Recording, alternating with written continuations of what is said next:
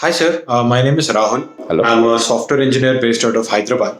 So, my question is there are claims of police brutality all over India, and also it's a common phenomenon even in the other parts of the world, including democracies.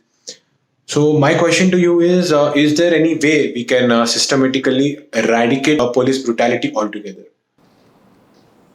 Thank you, Rahul. What Rahul asked is something that should bother all of us. Even 75 years after independence, our police forces behave very much like they used to behave during the colonial era. And the purpose is to control the indigenous population and to force them to yield to the British dominance. Whereas in a democratic society, you must maintain order, you must ensure justice is rendered, and you must adhere to democratic norms. All these three pillars must be in place. Today, none of us feel that rule of law is in a good shape in the country. It's not because policemen are bad or good. Power is always prone to abuse, and there is no greater power than the physical power. The power to beat up or use force legally, or gather evidence and decide who is guilty or not. That's immense power. Therefore, unless we actually ensure that it is properly exercised, it's always prone to abuse. Not only in India, in fact, in many other countries, it's much worse. In India, too, there are many things we should set right. So, we must do it as an institutional thing rather than policemen being bad or good. What are the things to be done? The first thing is a lot of police functions have to be under the government control because no government can give up control over law and order. How to deal with an agitation is as much a political issue as a legal issue. Some agitations, you allow people to give free expression to their ideas. Some agitations, dividing society and promoting violence, would be much tougher. So this is a political judgment, both by the police officers and the executive magistrates and by the government of the day. So they cannot lose control of that. If the policemen draw a line and say, you cross it, I'll shoot you, no democratic society can survive. But crime investigation cannot be politicized. Just as administration of justice has to be independent of politics, crime investigation is what? It is gathering evidence to determine the guilt or otherwise of a person, to determine who is guilty and to produce that person before a court of law and ensuring that justice is done.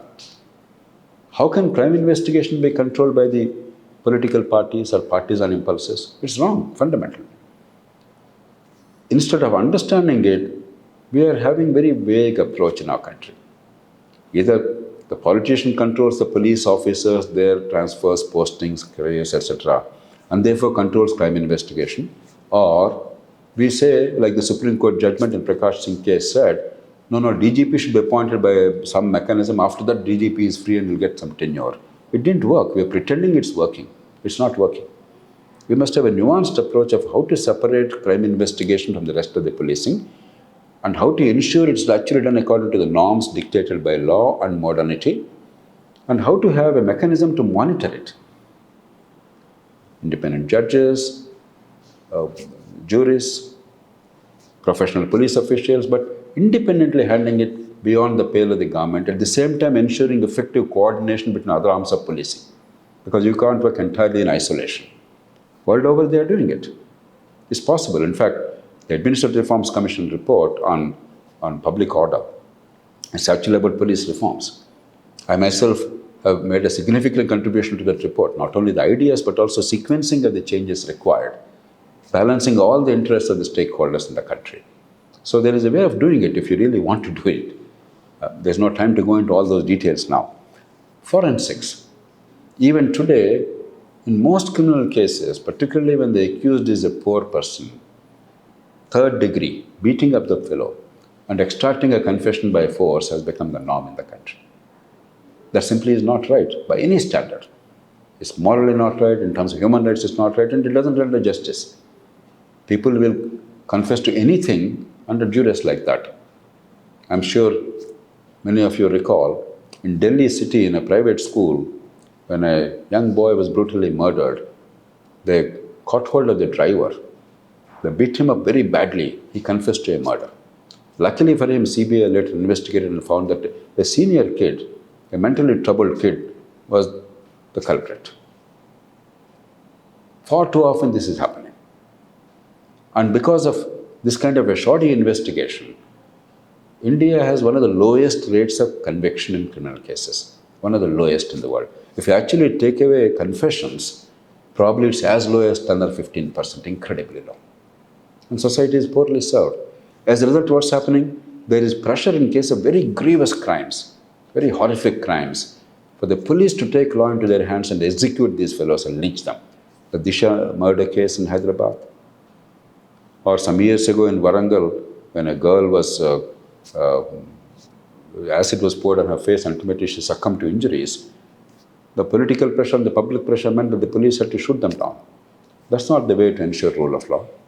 They deserve no sympathy, these culprits in heinous crimes. But unless due process is there, tomorrow an innocent person will be a victim. That's a very dangerous thing. You must have very swift justice, very sure justice, in some cases even severe justice.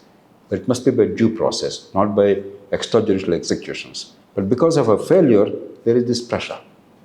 When you and I think that this is wrong, the general public are not thinking that lynching a person is wrong, or beating up a culprit, or who they believe is a culprit is wrong. That's a very dangerous situation in the country. And of course, procedures. Our courts and procedures in both criminal law and civil law are terrible, dilatory. We have to make them modern, effective, speedy, transparent.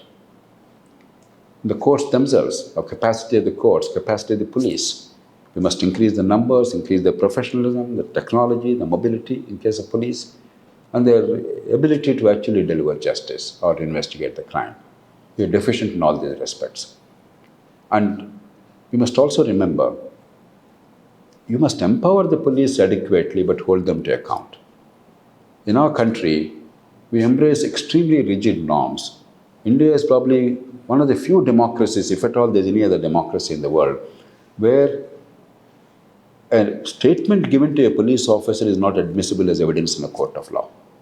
It's absurd. Police officers given the power to use force legally, power to even shoot legally. But the same police officer, the evidence before him we say is not admissible. It's an absurd notion. Ultimately, police officers are forced to circumvent the law. There is also pressure on them to circumvent the law. That's not a wise system. Trust them, but verify. Have safeguards to ensure that the power is not abused. And in extreme situations like terrorism, etc., we have to have special laws to address those situations, but make sure that the police function within the boundaries of law. Whereas we have generally weak laws and police habitually transcend the boundaries of the law and then kill the potential terrorists, oftentimes extrajudicially. That's not the best way to build a society. Whether it's Punjab, decades ago when you had problem, or Jammu Kashmir or elsewhere, we have to strengthen the hands of the security forces when it is needed. Unless you have that kind of a nuanced and practical approach to protect rule of law, at the same time protect the unity of the country and the society and social harmony, we will continue to bungle, we will continue to move from crisis to crisis. It's time that we actually reform them. So there's no reason to give up on this. There are ways of doing it. World over they have done it. In India, where some attempts are made, we are seeing better results. And we must systematically pursue them. It will not happen on one day in fell swoop, but step by step, building consensus and doing things necessary to ensure rule of law and effectiveness of the police forces and justice system. That's the way forward.